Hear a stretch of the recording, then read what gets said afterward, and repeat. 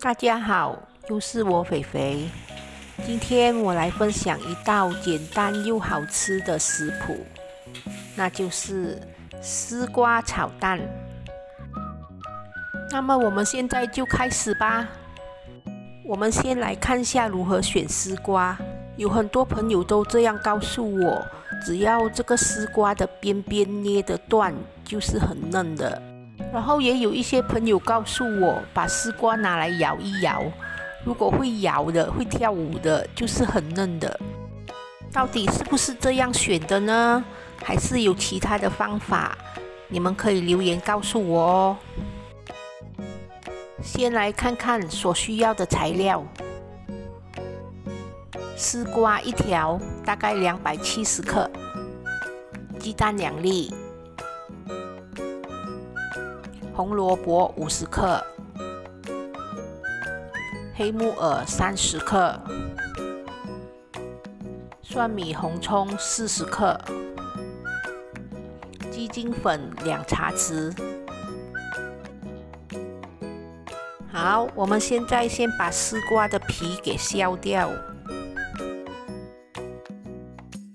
然后我们像这样把它切成一块一块。这条丝瓜真的很嫩，没有什么种子。木耳我们洗干净过后，我们就把那个硬硬的头给去掉，然后剪成一小片一小片。红萝卜呢，同样的，我喜欢把它雕花过后，然后切成一片一片。至于蒜米红葱，就是同样的，把它剁碎。全部食材都切好了，我们现在就起锅吧。我们把一半的蒜米红葱倒下去，一半就好哦，然后把它炒香，然后就可以把鸡蛋倒下去，然后把它炒散，一直炒到它金黄色，炒到它有一点焦香。鸡蛋就是要炒到它有一点焦焦的，才会香，才会好吃。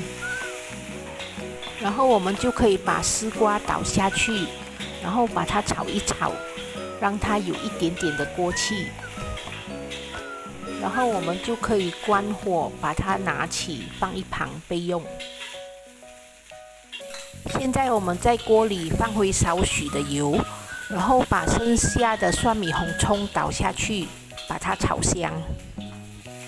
接下来我们就可以把黑木耳还有红萝卜给倒下去，然后稍微的把它炒一炒。